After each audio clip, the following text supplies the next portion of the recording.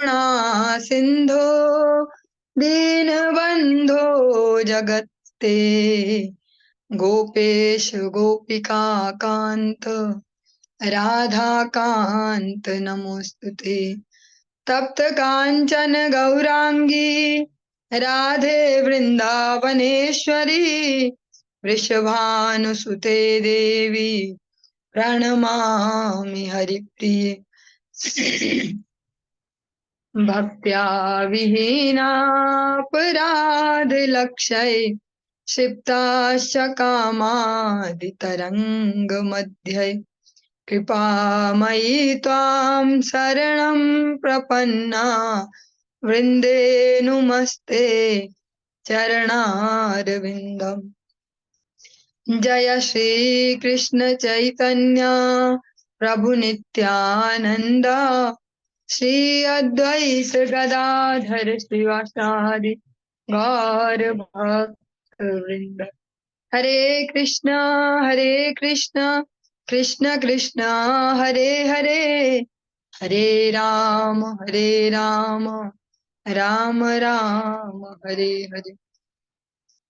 सर्वप्रथम भगवान के अभिन्न प्रकाश विग्रह श्री गुरुपाद पद्म पूज्यपाद दंडी स्वामी अष्टोत्तर सत श्रीमद भक्ति प्रसाद विष्णु गोस्वामी गुरुदेव महाराज के पावन श्री चरण कमलों में असंख्य कोटि दंडवत ज्ञापित करते हुए उनकी अहेतुकी कृपा प्रार्थना करती हूँ। वे अपनी कृपा वर्षण करें जिससे निज कर्ता अभिमान भाव को छोड़कर एकमात्र उनकी वाणी के वाहक के रूप में अपना परिचय दे सकूं।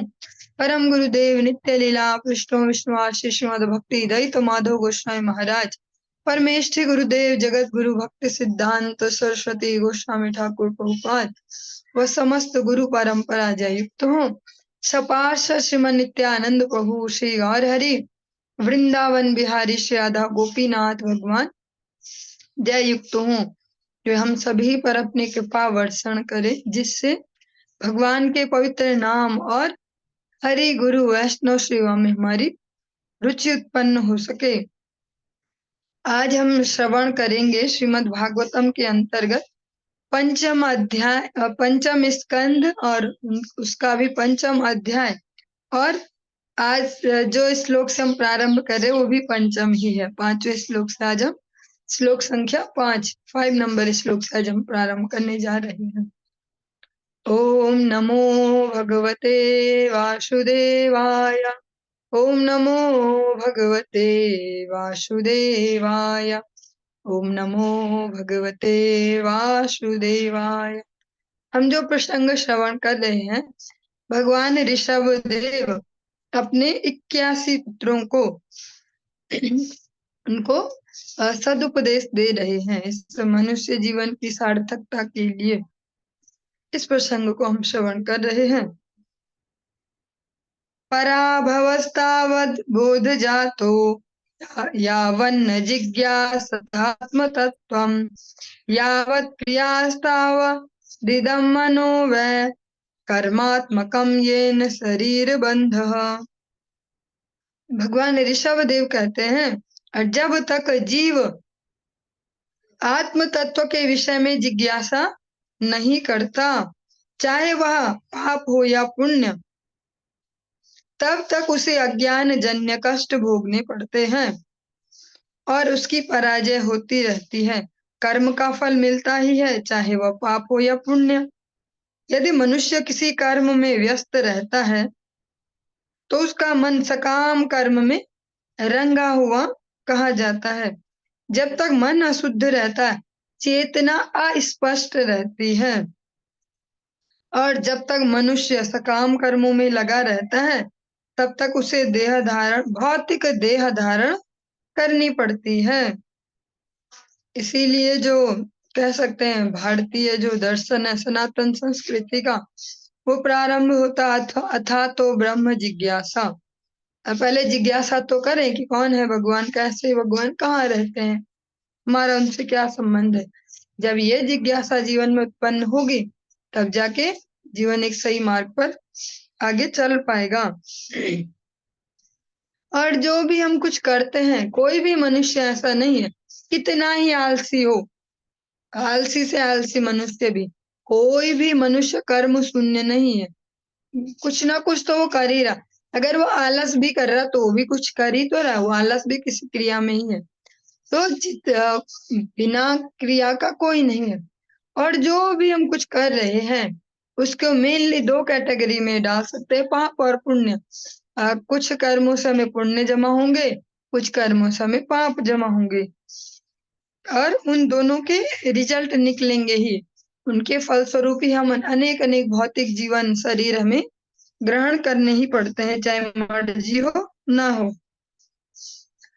जब ऐसे सकाम कर्म मीन्स जिनका गोल केवल अपना इंद्रिय तर्पण है, मतलब अपनी ही प्रसन्नता।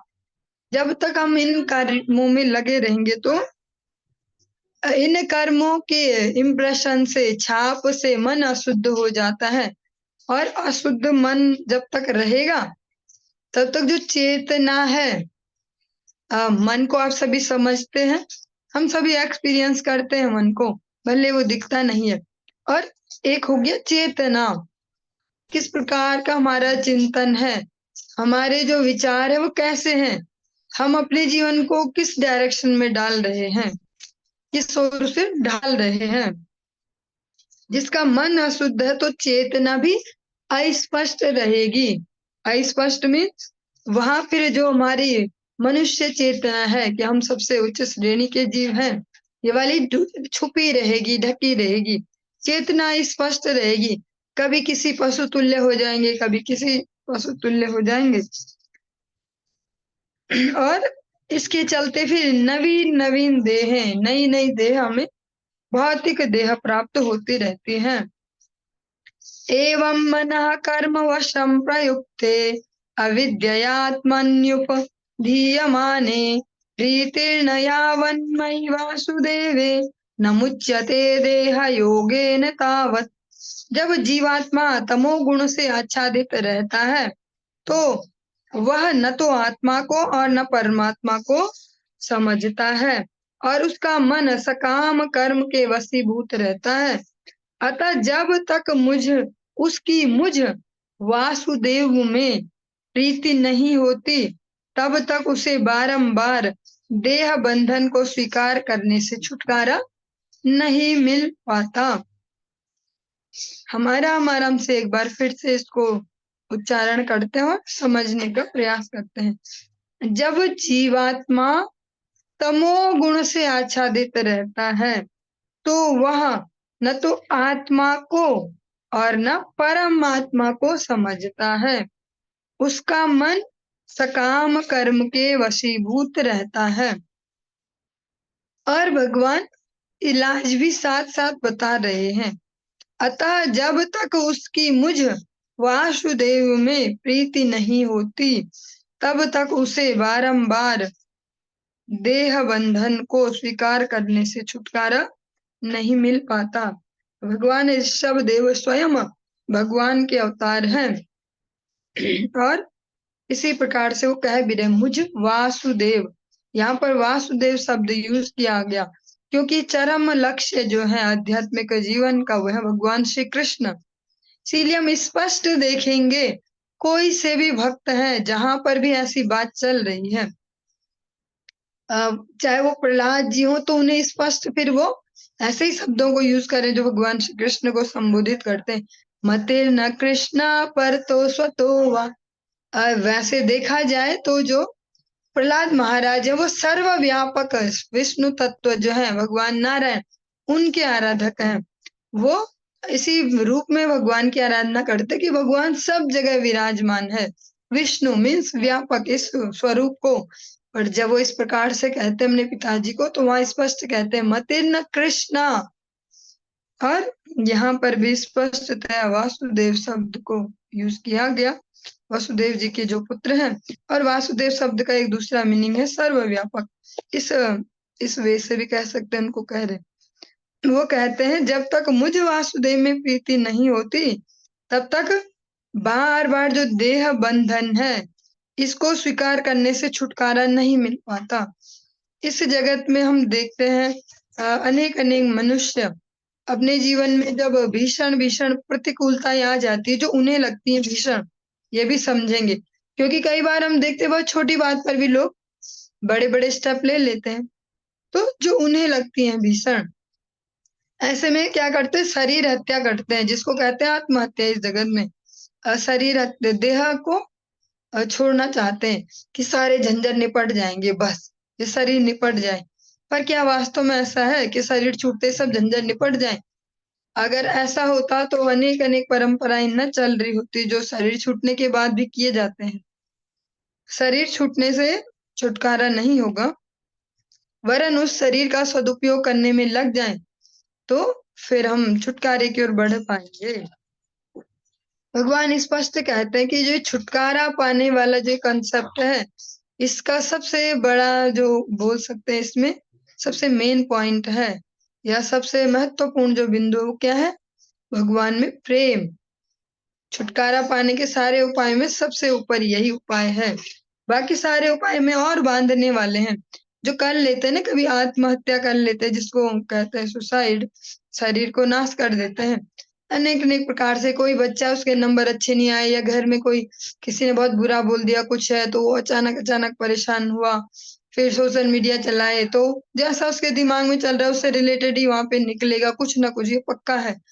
फिर वो एक कुछ निकला, फिर वो स्क्रॉल किया, तो फिर जिस भी सोशल मीडिया प्लेटफॉर्म को चला रहा है, वो स्वयं उसके पास वैसे ही मैसेज भेजना शुरू कर देगा, वैसे ही वीडियो भेजेगा धड़ाधड़, जिससे वो और मोटिवेट होगा सुसाइड के लिए।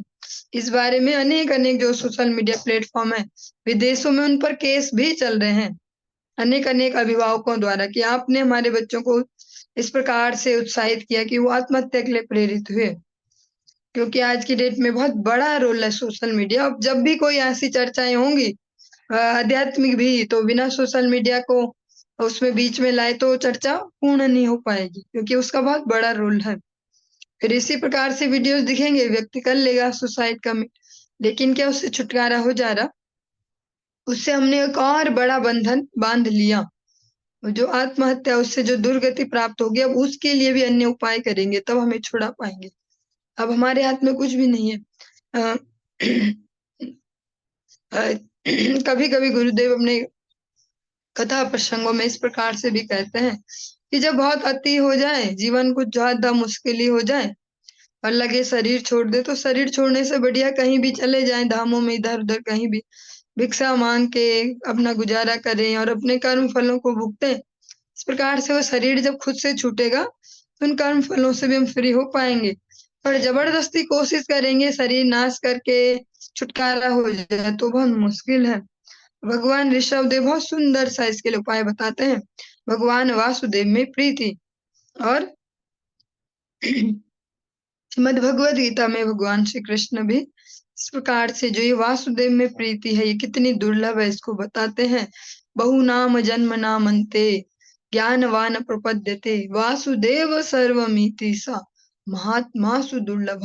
अनेक जन्मों में भ्रमण करता है जीवात्मा, अनेक जन्मों में, और ऐसे भ्रमण करते करते जो ये स्थिर कर पाए कि वासुदेव सर्वमिति सा, वासुदेव ही सबका सार है, ऐसे महात्मा, ऐसी महान जीवात्मा का होना बहुत महात्मा सुदुर्लभ, सुदुर्लभ है, दुर्लभ ही नहीं दुर्लभतम है। भगवान श्री कृष्ण श्रीमद भगवद गीता में भी कहते हैं।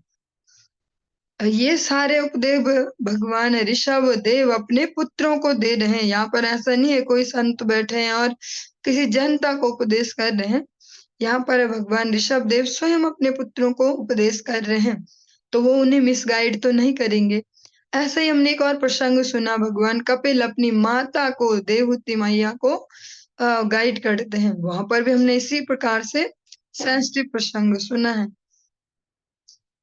यदा न पश्यत्य यथा गुणेहाम स्वार्थे प्रमत्तः सहसा विपश्येत् गत स्मृतिर्विन्दति तत्र तापा नासाद्य मैथुन्यम गारमज्ञः। भले कोई कितना ही विद्वान तथा चतुर क्यों न हो, जो हम बोलते ना चिड़िया बहुत प्रैक्टिकल है, बहुत अच्छा है इनका दिमाग, बहुत फटक से सब चला लेते हैं, चतुर ही क्यों न हो, यदि वह यह नहीं समझ पाता कि क्या नहीं समझ पाता? इंद्रिय तृप्ति के लिए की जाने वाली चेष्टाएं व्यर्थ ही समय को नष्ट करती हैं, तो वह प्रमत्त है। जो व्यक्ति इस भौतिक जगत में भौतिक रूप से बहुत ही विद्वान समझा जा रहा है, चतुर है, इसके पास सारे सॉल्यूशन होते हैं, बहुत जल्दी दिमाग चला लेता है, आइडिया निकाल लेता है ऐसा, लेकिन अगर वो भी ये नहीं समझ पा रहा कि अगर हम एकमात्र अपनी इंद्रिय तर्पण के लिए ही रात दिन गधों जैसी मेहनत करते जाएं, शब्द थोड़ा अजीब लगता होगा सुनने में, लेकिन है तो प्रैक्टिकली गधों जैसे रात दिन मेहनत कर रहे हैं और गोल क्या है? केवल सेट हो पाना, बहुत अच्छा चले हमारा जीवन, बहुत अच्छा चले, बस सही हो जाए, बस सब सही हो जाए। अगर केवल अपना ही सुख उसका गोल है, वो भी शरीर की न तुच्छ से इंद्रियों का तर्पण ही उसका अगर गोल है, वो समझदार आदमी भी अगर इसको नहीं समझ पा रहा तो वो प्रमत्त है। प्रमत्त को अगर सरलता से बोलना चाहे तो एक तरीके से पागल भी बोल सकते हैं। प्रमत्त, उसकी बुद्धि सही से काम नहीं कर रही। वह अपने स्वयं के हित को भूलकर इस भौतिक संसार में विषय वासना प्रधान तथा समस्त भौतिक क्लेशों के आगार अपने घर में आसक्त रहकर प्रसन्न रहना चाहता है। इस प्रकार मनुष्य बुद्धिहीन पशु के ही तुल्य होता है। वह अपने स्वयं के हित मतलब हमारे अपने आत्महित, जो हमारा जिसमें हमारा हित है। और इसके लिए पहले ये भी समझना जरूरी है, हम है कौन? हम अगर ये ही जो हमारी अपीयरेंस, जो भौतिक अपीयरेंस दिख रही है, अगर हम यही है तो फिर हमारे हित अलग से हैं कि अच्छे से ये भी सेट हो जाए, वो सेट हो जाए, ऐसा हो जाए, वैसा हो जाए। लेकिन अगर समझ पाएंगे कि वास्तव में हम ये नहीं है, अगर हम अपने पुराने फोटोज को भी उठाकर देखें, क्योंकि रोज तो हम मिरर देखते हैं, दर्पण देखते हैं, पर हमें पता नहीं चलता चेंज हो रहा हमें कुछ, ऐसे खुद से पता नहीं चलता, औरों को पता चलता हमें देख देख के, वो बताते हैं आप ना ऐसे लग रहे हो, आप वैसे लग रहे हो। खुद तो नहीं चलता पता, क्योंकि हमारे नेत्रों में खुद को देखने के लिए जो फीलिंग सेट है, उसी प्रकार से हम देखते हैं, रोज शीशा देखते हैं, हाँ बढ़िया है बढ़िया है, पता नहीं चलता चेंज। पर अगर हम अपने फोटोज देखें पुराने, कुछ ये 2 महीने पहले की है या इस टाइम की, तो हम अपने इन भौतिक शरीरों में भी चेंज देख सकते हैं। तो ये हम नहीं है जो चेंज होते जा रहा है।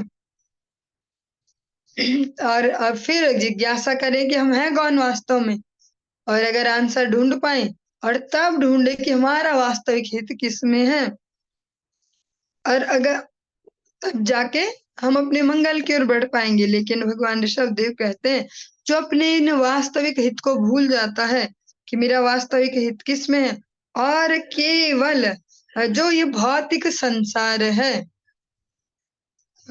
जो आध्यात्मिक संसार है, वो 3 हिस्सा है और एक हिस्सा ये भौतिक संसार है। ये भी हमें जानना बहुत जरूरी है, क्योंकि हमें यही दिखता है तो हमें लगता है यही तो सब कुछ है।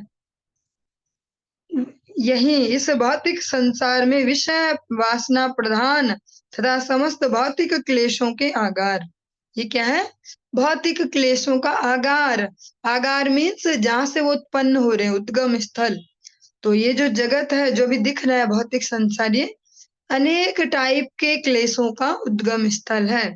यहाँ हर दिन नई प्रॉब्लम है, अलग अलग प्रकार की।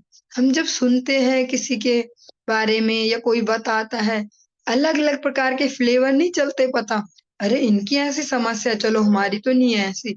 यहाँ कितने फ्लेवर हैं समस्याओं के, कोई गिनती नहीं है। हर व्यक्ति के लिए नए टाइप का कुछ दे रखा है, और विषय वासना प्रधान, और सारे जीवों की एक ही दौड़ है, बस इंद्रिय तर्पण की ओर, कैसे मैं ज्यादा से सुखी हो जाऊं। और मैं भी कौन, ये जो फिजिकल अपीयरेंस अपनी दिख रही है, और इसमें जो उसने अपना, जिसको वो घर कहता है, जिसको वो अपना रहने का ठिकाना कहता है, उसमें ही आसक्त रह के प्रसन्न रहना चाहता है। और इससे हम देखते भी, अगर एग्जाम्पल इसको अन्यथा नहीं लेंगे आप लोग, यहाँ से मैं आशा करती हूँ, जैसे हम सब लगे रहते हैं रात दिन, थोड़ा सा ये सोफा कवर टेढ़ा हो गया, इसको ठीक करो, थोड़ा यहाँ पे थोड़ी सी धूल जमा होगी, इसको करो, ऐसे करो, इसको चमकाओ, ये पुराना हो गया, इसको हटाओ, नया लाओ। हमारी जो अधिकतर एनर्जी कहाँ जा रही, इसमें तो जा रही रोज रोज। सब सेट करने में।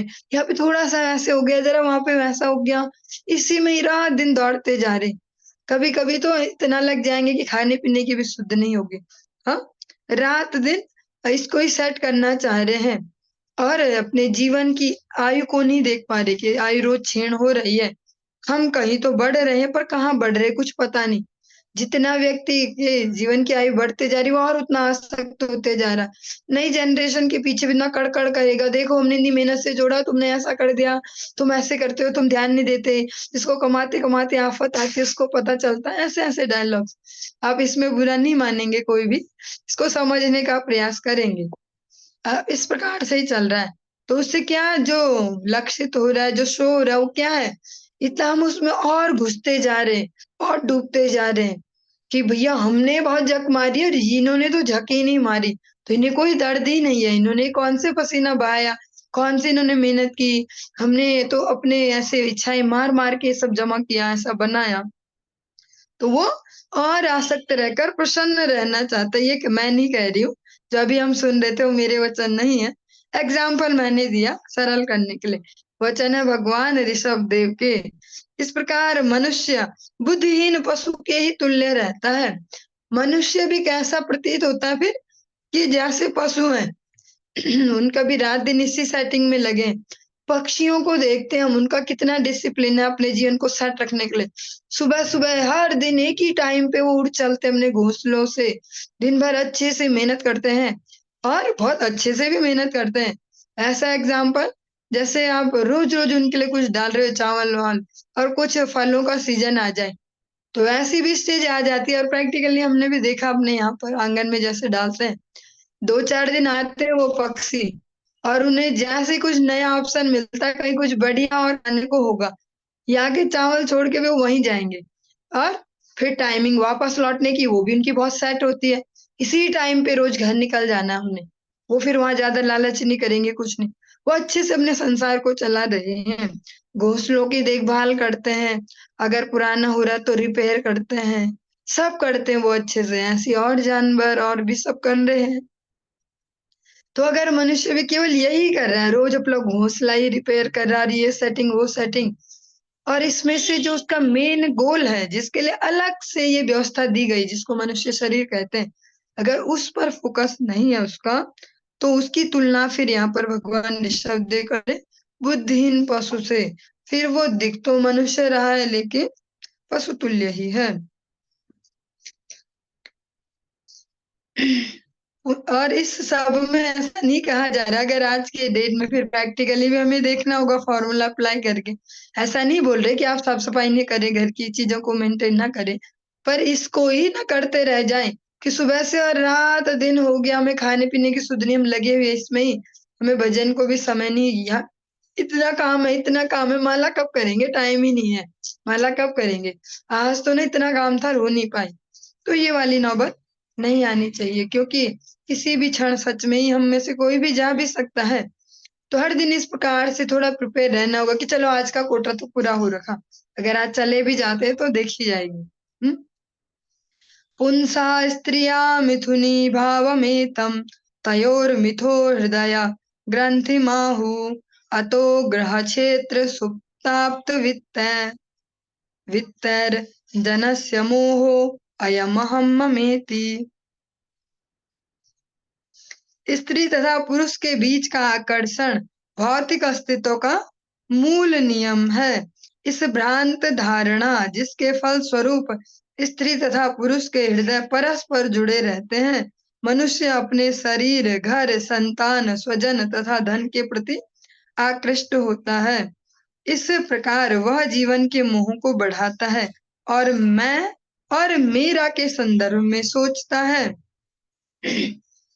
इस भौतिक अस्तित्व का जितना भी हम अपने आसपास जो कुछ भी विस्तार देख पा रहे हैं, मॉडर्न से मॉडर्न विस्तार भी, एआई भी आ गया है, परमाणु हथियार भी बन गए, ये हो गया वो हो गया, जो कुछ भी हम देख पा रहे हैं अपने चारों ओर, उसका जो मेन पॉइंट है, मूल बिंदु है, वो है स्त्री पुरुषों का आपसी सुमेल या संबंध या भौतिक आकर्षण। इसके बेस पर ही ये जगत चल रहा है। इस भ्रांत धारणा, जिसके फलस्वरूप, और जो अत्यधिक आसक्ति है ये आपस में, इसके ही फलस्वरूप वे आपस में कनेक्टेड हैं। मनुष्य अपने शरीर, घर, संतान, स्वजन तथा धन के प्रति आकृष्ट होता है और इसी रिलेशन के बेस पे सब कुछ बढ़ते भी तो जा रहा है। कोई अकेला है तो उसको कुछ नहीं चाहिए, अगर वो ग्रस्त में घुस गया तो फिर अगर वो पैदल चलता था अभी तक तो अब पैदल नहीं चलेगा, अब कैसे भी करके सेकंड हैंड लो पर एक टू व्हीलर तो लेना ही पड़ेगा। फिर धीरे धीरे अरे ये ऐसा हो गया, अब तो फिर हमारा परिवार बढ़ गया तो फोर व्हीलर के लिए संघर्ष करते हैं, भले ही सेकंड हैंड ही ले लो, ऐसे ऐसे। तो ये जो हम देख पा रहे सूक्ष्मता से ये हो रहा विस्तार, और इसका बेस यही है स्त्री पुरुष जो संबंध है। और स्त्री शब्द का अगर अर्थ भी निकाले तो स्त्री शब्द का एक अर्थ विस्तार से भी है। जिसके भी जीवन में आ जा रही है महिलाएं, जो गृहस्थ आश्रम में प्रवेश कर जा रहे, उसके बाद ही उसके जीवन का विस्तार भी प्रारंभ होता है। ऐसे बहुत रेयर मिलेंगे कि वो सिंगल और फिर भी सब कुछ करते जा रहे हैं। फिर वो अलग से लोग होंगे, वो फिर एक कोई सूक्ष्म भावना को लेके कार्य कर रहे होंगे। इस प्रकार वह जीवन के मोह को बढ़ाता है और मैं और मेरा के संदर्भ में सोचता है, और इससे फिर धीरे धीरे धीरे धीरे और अधिक बढ़ते जाता है जीवन का हेर फेर। अब ऐसा भी करना पड़ेगा, वैसा भी, और फिर हमेशा मैं मतलब मेरी ये फिजिकल अपीयरेंस, जो मैं हूँ, जो मुझे शीशे में दिखता हूँ यही मैं हूँ, और जो इससे रिलेटेड है, जो जिनको मैं कुछ बोलता हूँ, जो मुझे कुछ समझते हैं वही मेरे हैं, ऐसा फिर वो सोचने लगता है। ये हमने सुना भगवान ऋषभ देव के एंगल से। अब हम सब अपने अपने एंगल से भी इसको समझने का प्रयास करेंगे, क्योंकि हम श्रीमद् भागवतम सुन रहे हैं और बहुत हायर स्टैंडर्ड का है। बहुत हायर स्टैंडर्ड भी नहीं बोलेंगे, चरम लक्ष्य है, इससे ऊपर कुछ है ही नहीं, ये सबसे ऊपर है। तो इसको हम एज इट इज अगर घटाने लग जाए जीवन में, इसके शब्दों को एज इट इज यहाँ पे जमा करने लग जाए तो बहुत बड़ी दिक्कत भी हो जाएंगी हमारे लिए। इसको हमें आज के समय में अपने अपने जीवन की स्थितियों के हिसाब से प्रैक्टिकली भी समझना होगा। कई बार जो ऐसे जो सुन दे ना इतने खतरनाक से प्रैक्टिकल से शब्द जो ऐसे दिए गए हैं, इनको सुन के बहुत सारे भक्त कुछ गलत फहमियों के शिकार भी हो जाते हैं। जो यहाँ पर कहा जा रहा है, पहली लाइन जो है, इसको दोनों एंगल से समझना होगा। एक ही एंगल से समझेंगे ऐसे कि सब बेकार सब बेकार, तो थोड़ा सा परेशानी हो जाएगी। स्त्री और पुरुष के बीच का आकर्षण भौतिक अस्तित्व का मूल नियम है, और दूसरी लाइन भी साथ में ही लेंगे। इस भ्रांत धारणा जिसके फलस्वरूप स्त्री तथा पुरुष के हृदय परस्पर जुड़े रहते हैं, जो स्त्री पुरुष संबंध है उससे हम सभी ग्रस्त में हैं और इसको अनुभव भी सभी करते हैं और कर भी चुके हैं। उससे फिर इमोशनल अटैचमेंट भी होता है और उसके बेस पर ही सब चल रहा है जगत। तो एक तो ये वाला एंगल है, ये सब बेकार बेकार, और फिर क्या करें, फिर सब आज के आज ही हम सभी संन्यास ले लेते हैं फिर, ये तो क्योंकि भगवान ऋषभ देव ने तो बोल दिया, ये तो बहुत ही बेकार है। लेकिन इसको दूसरे एंगल से भी समझना होगा। ये जगत इसी के बेस पे चल रहा है, और जीवन जो आगे बढ़ रहा है उसमें भी अगर आपस का जो कम्युनिकेशन है, इमोशनल जो अटैचमेंट है, वो अगर जितना शुद्ध होते जाए, वो जीवन को आगे हमेशा ही लक्ष्य की ओर बढ़ने में हेल्प करता है। जिनका ये बीच का ये रिलेशन, जो इमोशनल अटैचमेंट ये सही नहीं है, तो उनके भौतिक जीवन भी सही भी नहीं चल पाते, क्योंकि यहीं पर ही हम सुन रहे कि बेस ही यही है। गृहस्थ में भी जिनके आपस के जो सेटिंग है, जो बोल सकते हैं एक विचारधाराओं का मेल-जोल, तालमेल, अगर वो सही नहीं है तो गृहस्थ की गाड़ी सही से नहीं चलेगी। फिर संतानें भी, फिर उसका इफेक्ट पड़ता है फिर संतानों पे। जो माता-पिता के आपसी जो रिलेशन है भावनात्मक, अगर वो सही नहीं है तो फिर उसका बहुत बड़ा रिफ्लेक्शन, बहुत बड़ा क्या, उसका सबसे बड़ा दुष्परिणाम संतानों के जीवन में ही दिखता है। फिर संतानें भी लक्ष्य विहीन होंगी, क्योंकि वो पूरा गृहस्थ ही लक्ष्य विहीन चल रहा है। दोनों को आपस में पता ही नहीं हम किस लिए एक साथ हैं और क्या करना है। तो फिर जो उनके द्वारा जो इस जगत में आएंगे उनको भी पता नहीं चलेगा। फिर ऐसी संतानें समाज के लिए बहुत बड़ा खतरा बन जाती है आगे चल के। इसलिए हम इसी श्लोक को दोनों एंगल से समझेंगे, एक ही एंगल से ही चल पाएंगे। भागवत सुन रहे, भागवत में हमने सुना था बहुत ही बेकार बहुत ही बेकार, ऐसे ऐसा नहीं है। इसीलिए साथ साथ वैष्णवजन हमें ऐसे भी उपदेश देते हैं, कृष्णेर संसार कर छाड़ी अनाचार। अपने ग्रस्त के बीच में ऐसे एक सुंदर सी लाइन है, between a couple the divine couple. एक पति पत्नी अपने जीवन के केंद्र में जो आध्यात्मिक जो युगल हैं, युगल सरकार जिनको बोल सकते हैं, ठाकुर जी, राधा रानी, या अलग अलग प्रकार से जिनके जो उपासक हों, राम जी, सीता मैया, ऐसे करके जो भी लेना चाहें, या उससे भी और नीचे जाएं, ऐसे अलग अलग प्रकार से जो उपासनाएं करते हैं कि भैया हम तो शिव जी पार्वती जी को मानते हैं। तो फिर भी जो जिस भी गुण में उपासना कर रहे हैं, अगर वो ग्रस्त में, तो उन्हें अपने केंद्र में इस प्रकार से एक डिवाइन कपल को रखना ही होगा, वरना वो ग्रस्त गलत डायरेक्शन में चलेगा और एक्सीडेंट होंगे अलग अलग प्रकार के, समय समय पर होते ही रहेंगे। इसको हमें दोनों एंगल से समझना बहुत आवश्यक है। केवल ऐसे ही नहीं समझेंगे। और जब बीच में भगवान होंगे हमारे ग्रस्त के, तब हम उस इन सब जंजालों को जिनको हम सुन रहे हो, भौतिक आकर्षण में इधर ही फंस जाता है, आसक्त हो जाता है शरीर में, घर में, संतान, स्वजन, धन, तब हम इन सब को यूटिलाइज कर पाएंगे भगवत सेवा में, जब हमारे जीवन के केंद्र में, हमारे ग्रस्त के केंद्र में भगवान की प्रसन्नता होगी। वरना ये सब होते हुए भी दूसरे एंगल से भी समझेंगे, जिनके आपसी तालमेल ठीक नहीं है, और उनके जीवन में फिर उनके शरीर, उनके घर, उनकी संतान, उनके स्वजन और उनका धन, वो भी फिर कुछ काम का नहीं है, वो फिर उनके मंगल में नहीं लग पाएगा, जहाँ आपसी तालमेल ठीक नहीं होगा। दोनों एंगल से इसको समझना बहुत आवश्यक है। फिर मेरे लिए भी ये जिम्मेदारी हो जाती है कि यहाँ से सही लाइनें डिलीवर की जाए, वरना आगे चल के आप में से कोई बोले, माता जी तब तो आपने ऐसे सुनाया था भागवत से, देखो हम तो ऐसे ही, अब हम तो खतरनाक से ग्रस्त हैं और ऐसे, और ग्रस्त हैं पर फिर भी ब्रह्मचर्य पालन करते हैं, हम ऐसे, हम ऐसे। क्योंकि बहुत बार ऐसे प्रैक्टिकल बहुत सारे ऐसे केसेस हैं जहाँ सही से नहीं समझ पाते हम इन आध्यात्मिक शिक्षाओं को, तो जीवन में बहुत बड़े बड़े संकट आ जाते हैं। फिर गलतफहमी हो जाती है, हम तो बहुत शुद्ध भक्त हो गए, हमें शायद हम अब ब्रह्मचर्य ही रहना चाहिए, हमें ये भी नहीं करना चाहिए, हमें ऐसा भी नहीं करना चाहिए, घर में आ सकते नहीं, संतानों में आ सकते नहीं, तो फिर बहुत बड़े बड़े क्लेश जीवन में आ सकते हैं। फिर वो प्रैक्टिकली भक्ति हमारे काम की नहीं रह जाती। तो भक्ति में भी और स्पेशली जो गृहस्थ में, उनको बहुत सूक्ष्मता से इन उपदेशों को ग्रहण करना होगा। जीवन में यथा योग्य विषय भुंज अनासक्त है, इस जो वचन है, शास्त्र वचन, इसको लेके धीरे धीरे आगे चलेंगे। गृहस्थ जिस दिन से शुरू हुआ, जिस दिन से अग्नि को साक्षी मान के 7 फेरे सबने लिए, पंडित जी ने कुछ कुछ बोले भी थे कि वचन दो ऐसे ऐसे, और कोई सुनता भी नहीं उन्हें अधिकतर वैसे, और याद तो कोई नहीं रखते। लेकिन अगर याद रख पाए तो वो वचन यही बताते कि अब हम साथ में धर्म अर्थ काम को साधते हुए मोक्ष की ओर साथ में आगे बढ़ेंगे। या ये नहीं बोल रहे इनको तो जाने दो खड्डे में, हम अपना देखते हैं और इनको छोड़ो, ये ऐसा ही है। ऐसा नहीं बताता सनातन धर्म यहाँ पर। आ, हो सकता है एक कम सेंसिटिव हो, एक सेंसिटिव हो, तो जिसको लगता है कि मेरे पे ज्यादा दिमाग है, वो ही अपने दिमाग का वहां पे सही से परिचय दे, समझदारी का। क्योंकि ऐसा तो होता है, अधिकतर एक को लगेगा मेरे पे ज्यादा दिमाग है, तो अगर जिसको लग रहा है मेरे पे ज्यादा दिमाग है, तो उस ज्यादा बुद्धिमत्ता को, उस ग्रस्त को सही डायरेक्शन देने में लगाए, ना कि उसको नाश करने में, कि हम पे तो तेज दिमाग है और छोड़ो इनको, अब इनको छोड़ ही दो, हम खुद ही करते हैं हरिनाम, हम रोज ज्यादा ज्यादा जप करेंगे और छोड़ दो इनको। ऐसा नहीं है।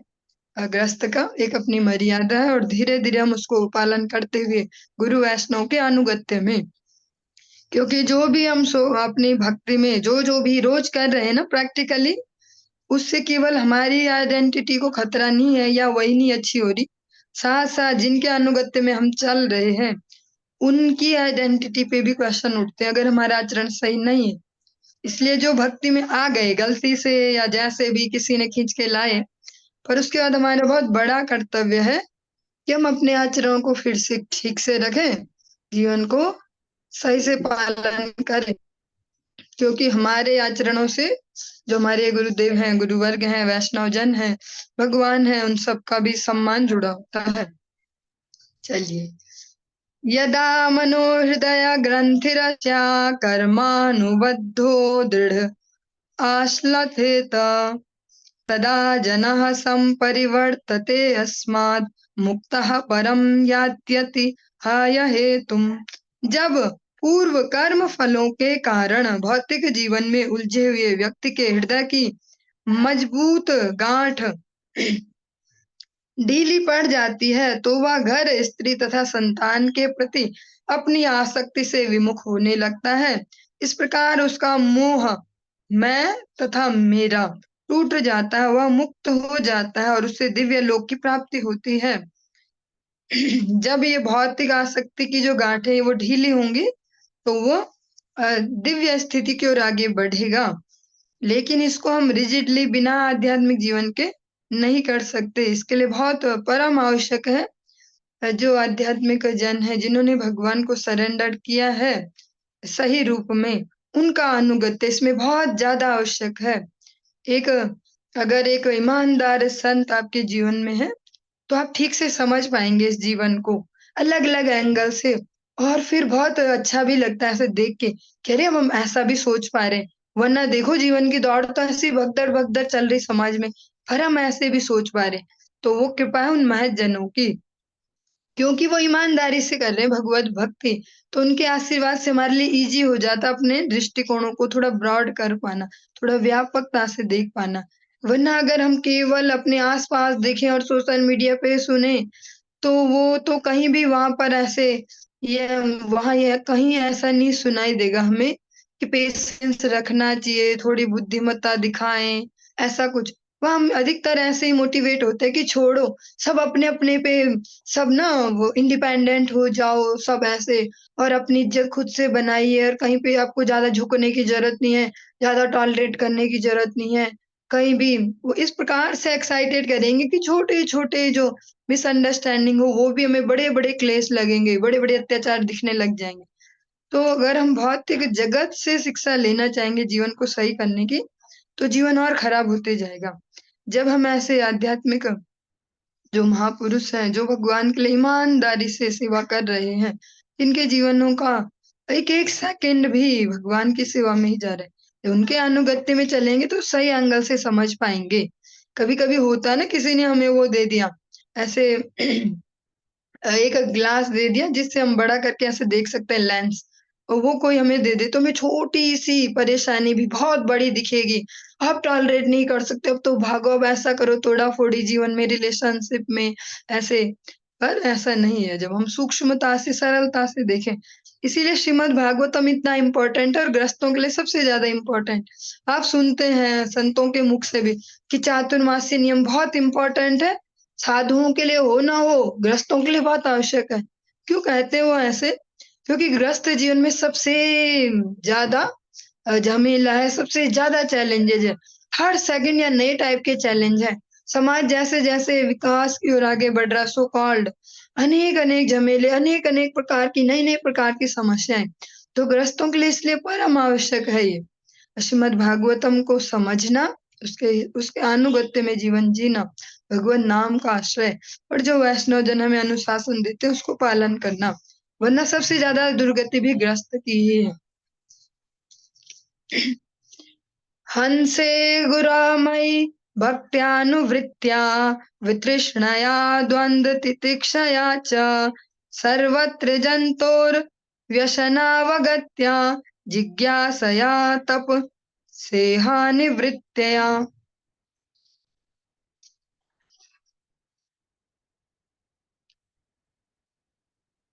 मत्कर्मभिर् मत्कथया च नित्यं मद्देव संगाद् गुणकीर्तनान्मे निर्वैरसाम्योपशमेन पुत्रा जिहादेन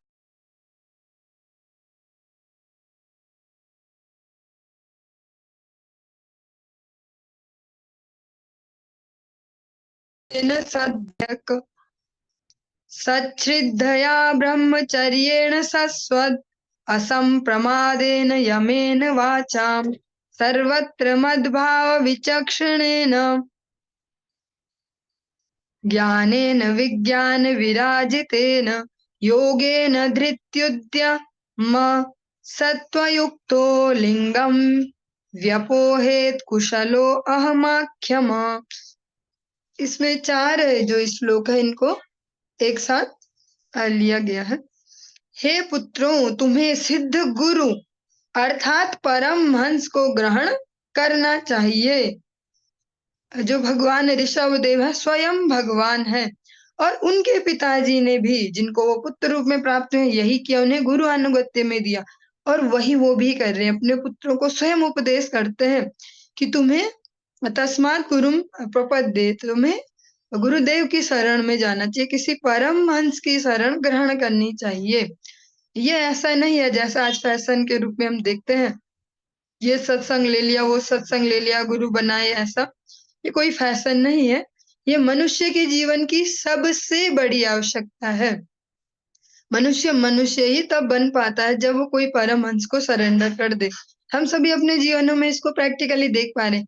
आप सभी भी अपने जीवन में देख रहे होंगे प्रैक्टिकली, जब से सरेंडर करते हैं हम गुरुदेव को, और उनके परामर्श से, उनके उपदेशों को जीवन में थोड़ा-थोड़ा उतारने की कोशिश कर रहे हैं, तो थोड़ा सरल होते जा रहा है जीवन। उतना जटिल नहीं है जितना हम देख पा रहे हैं अपने आस-पास लोगों को, कि छोटी-छोटी बात पे बड़े-बड़े डिसीजन लेकर जीवन खराब करते हैं, या अपने मानसिक शांति में भी हम सब चेंज देख पा रहे हैं। फिर इसीलिए भगवान ऋषभदेव उनको प्रोत्साहित करते हैं, अपने पुत्रों को।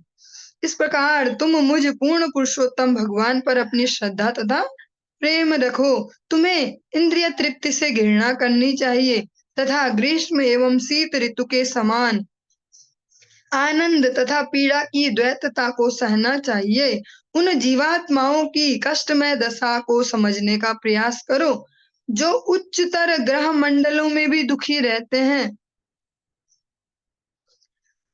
भगवान ऋषभदेव कहते हैं, पहले गुरु पदाश्रय। श्रील रूप गोस्वामी जी भी भक्ति के अंगों का जब विस्तार करते हैं, पहला अंग उन्होंने यहाँ पर श्रवण कीर्तन इसको एक्सप्लेन नहीं किया है। पहला अंग वो कहते हैं गुरु पदाश्रय। पहला गुरु पदाश्रय से ही भक्ति प्रारंभ होती है। बिना गुरु पदाश्रय के हम अपने अपने बुद्धि विवेक से जो भी कर पा रहे हैं भक्ति के रूप में, पर वो उतनी ज्यादा बेनिफिशियल नहीं होगी जितना गुरु पदाश्रय के बाद, क्योंकि अब वो संरक्षण में चल रही है हमारी भक्ति। जब तक हम अपने रिस्क पे ही कर रहे हैं तो उतनी फलीभूत नहीं है। जब हम संरक्षण में करें, एक पावरफुल सोल के, एक भगवान से जो कनेक्टेड है, ऐसी जीवात्मा के संरक्षण में जीवन जी रहे हैं, भक्ति की प्रैक्टिस कर रहे हैं, तो हमारा बहुत बड़े लेवल पर पतन नहीं होता है, छोटा-छोटा होता है जो बाहर किसी को दिख भी नहीं रहा। अंदर में ही हम समझ पा रहे हैं, यार मैंने ऐसे कैसे कर दिया, मैंने ऐसे कैसे सोचा उसके लिए ऐसे। छोटे-छोटे पतनों से ही हम शिक्षा सीख लेते हैं और आगे बढ़ते जाते हैं। तुम्हें इंद्रिय तृप्ति से घृणा करनी चाहिए और अपने मस्तिष्क को हमेशा इंद्रिय तर्पण में एंगेज ना रखें कि हम ये खरीद लेंगे तो हमें बहुत ज्यादा मजा आने वाला है, ये रात दिन इसी चक्कर में ना लगे रहे कि किससे हमें ज्यादा मजा आने वाला है। साथ साथ ये समझते चले कि जीवन मिला किस लिए है, और जो दुख और सुख आए जीवन में, हरि बोल, जो सुख दुख आए, भगवान ऋषभदेव कहते हैं उन्हें इस धैर्य से सहन करो, सुख को और दुख को। जैसे गर्मी और सर्दी को, गर्मी सर्दी आ जाती तो हम क्या ही जो कर लेते हैं, हम ज्यादा से ज्यादा ये करें, कूलर लगा ले, एसी लगा ले, सर्दियों में हीटर लगा ले, पर हम कुछ बड़ा सा कुछ करने तो नहीं चले जाते कि चलो ऐसा कुछ करते कि मौसम ही न बदले। हम कुछ करते हैं ऐसा, साइंस का कुछ पता लगाते हैं, ऐसा तो नहीं है। उनको सहना ही होगा। ऐसे जीवन में जो अनुकूलता प्रतिकूलता आए, जो सुख आए दुख आए, उनको भी सहना सीखना होगा। सुख में अत्यधिक गर्वित न हो जाए, अहंकार में फूल न जाए, और दुख में डिप्रेस्ड न हो जाए कि बस अब तो कुछ ही नहीं है, कोई सुन भी नहीं रहा, कोई समझता भी नहीं, अब तो मर जाने में ही ठीक है। ऐसा भी नहीं, हर परिस्थिति को धैर्य से जिए। श्रीमद् भगवद गीता में भी भगवान बहुत सुंदर रूप में इसको बोलते हैं, सुख दुखे समे कृत्वा लाभा लाभो जया जयो। जिन्हें सिंसियरली भक्ति करनी है, जो अपनी आध्यात्मिक उन्नति चाहते हैं, उन्हें प्रैक्टिस करके सुख दुखे समय कृत्वा लाभा लाभो जया जय। सुख और दुख में, और फायदा हो नुकसान हो, उसमें थोड़ा धीरता का परिचय देना, थोड़ा धैर्य रखना है। और जीवन में सबसे मोस्ट इम्पोर्टेंट इंग्रेडिएंट भी धैर्य ही है।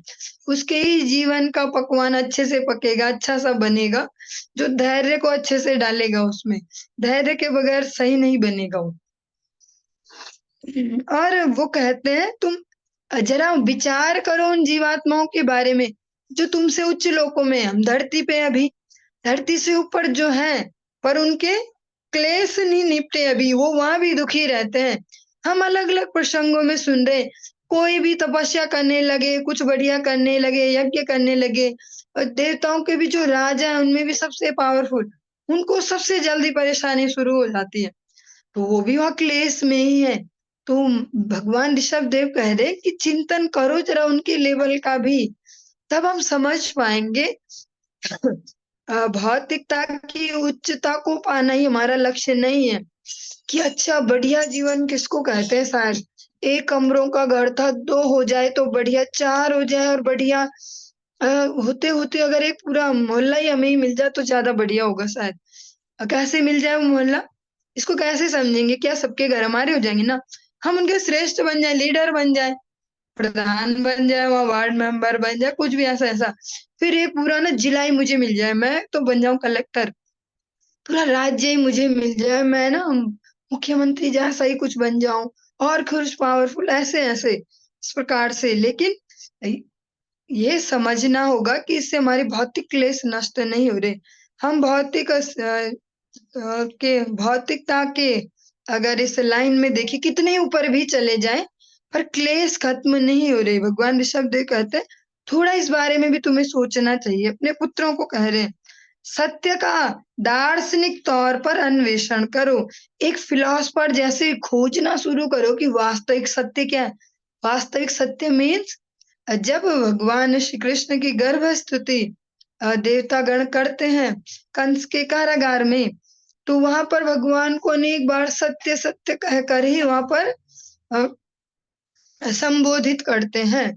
और श्रीमद् भागवतम भी, जहां से आप प्रारंभ करते हैं महात्म्य से, सच्चिदानंद रूपाय से, अ, इसको अगर कहें, या श्रीमद् भागवतम का जो प्रथम श्लोक भी कहें, सत्यम परम धीमहि, इस प्रकार से, तो यहाँ पर भगवान को परम सत्य कहा गया है।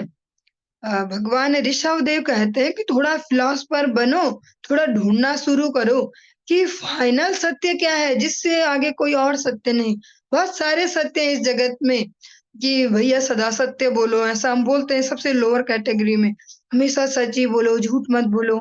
फिर थोड़ा थोड़ा आगे बढ़ते हमें पता चलता है कि कई बार झूठ बोलना भी सच माना जाता है। कैसे? जब किसी की प्राण रक्षा करनी हो, कोई सही व्यक्ति है, उसके प्राणों पर बन आई है, उसकी रक्षा के लिए जो हम सो कॉल्ड झूठ बोलते हैं वो भी सत्य श्रेणी में आता है। कहीं पे गौ के प्राणों की बलि चढ़ रही हो, हमारे सो कॉल्ड झूठ बोलने से वो बच जाए तो वो भी सत्य में आता है। तो अनेक अनेक सत्य हैं इस जगत में, सत्यों की खोज करते करते आगे बढ़े। भगवान ऋषभ देव कहते हैं परम सत्य की खोज में लगो, तुम की फाइनल ट्रूथ कौन है जिससे ऊपर कुछ नहीं है। फिर भक्ति के निमित्त सब प्रकार की तपस्या करो। स्पष्ट यहाँ पर भक्ति के लिए उनको प्रोत्साहित कर रहे हैं। कोई उनको सुकॉल्ड ज्ञान मार्ग कुछ ऐसा नहीं बता रहे, कर्म मार्ग कि तुम ऐसा करना, तुम ऐसा। परम सत्य की खोज करो, फिर भक्ति के निमित्त सभी प्रकार की तपस्याएं करो। मीन्स आप जो जो भी अपना इंद्रिय दमन है, कोई भौतिक इच्छाएं हैं, उनको छोड़ना, अपनी गलत हैबिट्स को छोड़ना, सबसे बड़ी तपस्या है अपनी बुरी आदतों को छोड़ते जाना। सही आदतों को लगाने में जो परेशानी होती है उसको भी तपस्या कहते हैं। जब हम कुछ बुरी आदतें छोड़ते हैं ना, उसमें भी तो कष्ट हो रहा होता है। हमें देर में उठने की आदत है और जल्दी उठने का शुरू करना है, परेशानी तो होती है। तो जो परेशानी है वो भी तपस्या है। तो कहते हैं भक्ति के निमित्त करो, फिर इसको इसके सेंटर में भक्ति को लाओ। भक्ति मीन्स भगवत प्रसन्नता। इंद्रिय सुख के लिए प्रयत्नों का परित्याग करके ईश्वर की सेवा में लगो। पूर्ण पुरुषोत्तम भगवान की कथा का श्रवण करो और सदैव भक्तों की संगति करो। ईश्वर का कीर्तन और गुणगान करो और सबको आध्यात्मिक स्तर पर समभाव से देखो। हम जो जो भी टिपिकल से टिपिकल प्रसंग भी यहाँ सुन रहे हैं, चाहे भगवान कपिल का हमने सुना, ऐसे अनेक अनेक अभी तक इतने समय से जो हम सुनते आ रहे हैं, पूरे 1-1.5 साल से ऐसा सुनते आ रहे हैं, जो 1 साल लगभग हो गया है, हम जो सुन रहे हैं ये, जो भी इसमें हम सिंसियर से ऐसे प्रसंग सुन रहे हैं और बड़े बड़े शब्द बोले जा रहे हैं जो हमें लग रहा है यहाँ से भी उठ जा रहे हैं, हमारी समझ में नहीं आ रहा, लेकिन उनमें भी हम लास्ट में जब सुन रहे हैं तो फाइनली यही सुनने को मिल रहा कि सबसे सरल और सबसे इम्पोर्टेंट और सबसे पावरफुल जो वे है वो क्या है? भक्तों की संगति करो, भगवान की कथा प्रसंग सुनो। फाइनली हम यही सुन रहे हैं, पहले सुन रहे इतनी खतरनाक खतरनाक उपदेश, ऐसे लग रहा है तो समझ में भी नहीं आ रही क्या क्या बोल रहे। लास्ट में वो यही बता दे रहे कि इस सबका भी सार है, भगवान की कथा सुनो, भगवान के भक्तों की संगति करो। पर हाँ, इसमें इम्पोर्टेंट ये भी है कि इसको कैसे करो, भक्तों की संगति कैसे करो, भगवान की कथा कैसे सुनो। भगवान की कथा ऐसे मत सुनो कि हम मजा लेने ही जा रहे हैं कि अच्छा कथा हो रही है ठाकुर जी की, हाँ 7 दिन के लिए बढ़िया हो गया, हर दिन नई नई ड्रेस पहन के जाएंगे और वहां अच्छे से कीर्तन एंजॉय किया, अच्छे से नृत्य किया, प्रसाद भी पाया और आ गए। उसको ठीक से सुने और गुने, जीवन में अप्लाई भी करें। जो वहां पर सुने उसको समझने का प्रयास करे, चिंतन करे और फिर इसका जो सार है उसको अप्लाई भी करे। भक्तों की संगति करें, फिर वो कैसे करें, ये तो अपने आप में बहुत बड़ा विषय है, यहाँ पर हम उसको एक्सप्लेन नहीं कर पाएंगे, समय की भी कमी है। भक्तों की संगति कैसे करें वो भी बहुत इंपॉर्टेंट है। कई बार भक्तों की संगति हमारे लिए साइड इफेक्ट और कुछ गड़बड़ सी बन जा रही है, क्योंकि हम सही प्रकार से नहीं कर रहे। हम कर तो रहे और सबके ऐसे दोष ढूंढते रहो, ऐसे अपना लेंस ले लेके सबके छेद ढूंढो, ये ना ऐसा है, ये ना वैसा, ये वैसा बोलता है, ये वैसा करता है, ऐसे ऐसे। ऐसे भक्तों की संगति नहीं, दूसरों के गुण ढूंढे और अपने दोषों को ढूंढे और उन छेदों को अपने भरने का प्रयास करें। भक्तों की संगति करें, शुद्ध भाव से करें, और कहीं पर अगर कोई कॉम्प्लिकेशन आ रही है किसी भक्त के साथ तो उसको इजीली, थोड़ा इजी होके उसको मैटर को निपटाएं। भक्तों के लिए हृदय में कोई द्वेष, कोई ग्रंथि पाल लेंगे तो भक्ति करना थोड़ा मुश्किल हो जाएगा। तो यहाँ पर कहते हैं भगवान की कथा श्रवण करो, भक्तों की संगति करो, ईश्वर का कीर्तन करो, गुणगान करो, भगवान का नाम जप करो, नाम संकीर्तन करो।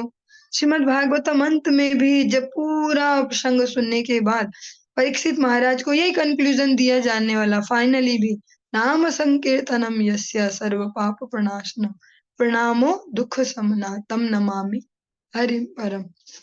भगवान का नाम संकीर्तन ही सार है। लोचन दास ठाकुर जी का बहुत सुंदर सा कीर्तन अपन एक बार यहाँ पर सुनते भी हैं प्रसंगों में। जगत में कैसे जिए, हरि नामे नौका खानी, श्री गुरु कांडारी, संकीर्तन करो याला, दुबाहु पसारी। सरल जीवन चाहिए तो किसी भगवत भक्त का आश्रय ले ले, क्योंकि भगवान के जन है, यही बोट चलाने वाले हैं, नाव को चलाने वाले हैं, जो हमें इस भव सागर से पार करेगी। और उपाय क्या है? साथ में भगवान का नाम संकीर्तन, दो बाहु पसारी, दोनों हाथ फैला के सरेंडर होके भगवान का नाम संकीर्तन करे और भगवान के ऐसे दिव्य जनों के अनुगत्य में जीवन को दिए जिए। बहुत सरल सा है, अगर हम सरल हैं तो ये बहुत इजी है, वरना बहुत कॉम्प्लिकेटेड हो जाएगा। शत्रुता त्याग कर, क्रोध तथा शोक का दमन करो। बहुत ही सेंसिटिव बात है ये। जब हम किसी के लिए हृदय में बैर पालते हैं, बाहर से सब ओके दिख रहा है, पर हृदय में कंटिन्यूअसली किसी के लिए बैर आ जाए तो वो सबसे बड़ा नुकसान है हमारे जीवन का। फिर उससे जीवन में क्या आ जाएगा, जो दोनों यहाँ पर कहे जा रहे हैं, क्रोध और शोक। बहुत ही प्रैक्टिकल शब्द है ये, भगवान के वचन है तो अननेसेसरी कुछ नहीं होगा इनमें। शत्रुता त्याग कर, क्रोध और शोक से फ्री हो जाओ। अगर हमने हृदय में किसी को नहीं बिठा रखा ऐसे बैर के लिए, तो फिर हमारे जीवन में क्रोध भी कम होगा, शोक भी कम होगा। जो किसी न किसी को हृदय में बिठा के रखे हैं, पकड़ के बिठा के रखे हैं, जंजीर में बांध के, रोज रात दिन उसके बारे में सोच रहे, इसने ऐसा किया, इसने ऐसा किया, इसको तो एक दिन ये ऐसा है, वो वैसा है, तो हमेशा क्रोध में रहेगा और शोक में रहेगा। फिर आनंद गायब हो जाएगा जीवन का। हम आए थे भक्ति राज्य में आनंद के लिए, पर अगर किसी को भी बिठा लिया हृदय में ऐसे, किसी से भी घृणा करके, से द्वेष करके, तो फिर वो आनंद भी गायब हो जाएगा, उसकी जगह शोक आ जाएगा। फिर हर बात पे फाइनली दुखी रहेंगे कि कुछ नहीं है यार, बेकार है, सब बेकार है। स्वयं को देह और घर के साथ न जोड़ते हुए शास्त्रों का अध्ययन करो। स्वाध्याय के लिए यहाँ पर अपने पुत्रों को प्रेरित करते हैं कि अपने को केवल ये शरीर न समझो और घर से जोड़कर मत देखो कि मैं ये हूँ, ये मेरा परिचय। आप थोड़ा सा शास्त्रों का अध्ययन करो, एकांतवास करो। एकांतवास फिर हम सब कैसे करेंगे? एकांतवास हमारे लिए कैसे होगा? हमारे लिए एकांतवास है भगवत जब नाम जप करते हैं तब करें। पर हमारे लिए एकांतवास थोड़ा उल्टा है। हमें एकांतवास नहीं करना है, हमें भक्तों का संग करना है। हमें जब भी हम अकेले होंगे, यहाँ से सुन के एकांतवास करने जाएंगे तो गड़बड़ हो जाएगी। हम एकांतवास में जाएंगे तो हमारा जो प्रारब्ध है, जो हमारे बुरे कर्म है, उनके फल आके हमें अलग अलग जगह लगाएंगे। किसी के बारे में याद दिलाएंगे, उसने तब वैसा किया। या हो सकता है हमारे फोन में ही हमें लगा दे, चल खोल, अच्छा यूट्यूब खोल दिया या इंस्टाग्राम या ये खोला वो खोला, फिर ये देख फिर वो देख फिर वो देख, और पता ही नहीं चला कब 1 घंटा 2 घंटा हो गया। तो हमें एकांतवास नहीं करना है। हम यहाँ पर सुन रहे हैं एकांतवास, पर हमारे लिए प्रैक्टिकली एकांतवास है भक्तों का संग। एकांतवास में भौतिक संग मत करो, भक्तों का संग करो। हमारे लिए एकांतवास की एक ही डेफिनेशन है, भक्तों का संग। भगवान के नाम संकीर्तन में घर में है तो अधिकतर किसी न किसी के साथ रहें, अकेले न रहें। अकेले रहने से हमारे बुरे संस्कार जल्दी से बाहर आना चाहते हैं। फिर एकांत देखते ही बाहर निकलेंगे। कितना ही बढ़िया दिखता है वो व्यक्ति, कितना ही बढ़िया उसको सब सोचते हो, पर जब वो अकेला है तो उसके जो बीज पड़े हुए हैं ना, वो भाव बीज वो बाहर आएंगे एकांत को मिलते ही। इसलिए कभी न कभी किसी न किसी के साथ रहें, बच्चों को आसपास रखें या कोई न कोई रहे अपने साथ में। तब हमारी भक्ति बाहर निकलती है, दूसरों को दिखाने के लिए कि हम अच्छे से कर रहे हैं या ये कर रहे हैं वो कर रहे हैं। जैसे ही हम अकेले पड़ेंगे, भौतिक रूप से भी अकेले, हमारे कुछ संस्कार जल्दी से बाहर आएंगे। इसलिए हम यहाँ सुन रहे हैं एकांतवास करो, पर हमें एकांतवास नहीं करना है। और प्राण वायु मन तथा इंद्रियों को पूर्णतया वश में करने का अभ्यास करो। वैदिक साहित्य अर्थात शास्त्रों पर पूर्ण श्रद्धा रखो। सदैव ब्रह्मचर्य व्रत का पालन करो। वैदिक साहित्य और शास्त्रों पर पूर्ण श्रद्धा रखो और सदैव ब्रह्मचर्य व्रत का पालन करो। तो ये दोनों लाइन सुन के बहुत सारी गलतफहमियां हो सकती हैं, लेकिन इसको भी हम ठीक से समझेंगे। वैदिक साहित्यों पर पूर्ण श्रद्धा रखो और सदैव ब्रह्मचर्य व्रत का पालन करो। तो इसको हम ऐसे भी समझेंगे कि जो एक पत्नी व्रती होते हैं वो भी ब्रह्मचारी की श्रेणी में आते हैं। ब्रह्मचारी 2 प्रकार से होते हैं। एक नैष्ठिक ब्रह्मचारी जो कभी भी विवाह नहीं करते, गृहस्थ में प्रवेश नहीं करते, लेकिन जो संस्कारित गृहस्थ हैं वो भी ब्रह्मचर्य वाली कैटेगरी में आते हैं। एक पत्नी व्रती, एक पति व्रती भी, आज के युग में ये भी बोलना जरूरी है, एक पति व्रती, तो वो भी ब्रह्मचर्य की कैटेगरी में आता है। हम इन शब्दों को सुन के कुछ गलत फहमियां न पालें और गलत एक्सपेरिमेंट अपने जीवन में प्रारंभ न कर दें।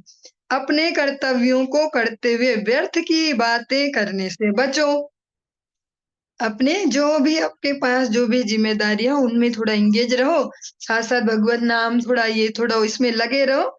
फालतू की गप्पों से बचो, गॉसिपबाजी नहीं करनी, उससे हमें अननेसेसरी इंफॉर्मेशन आ जाती है।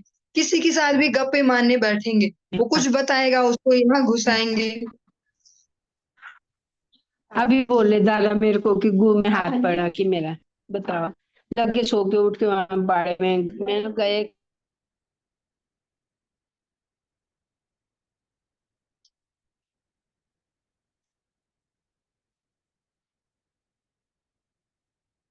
चलिए आज के इस प्रसंग को यहीं पर ही विराम देंगे, आगे कल कंटिन्यू करेंगे।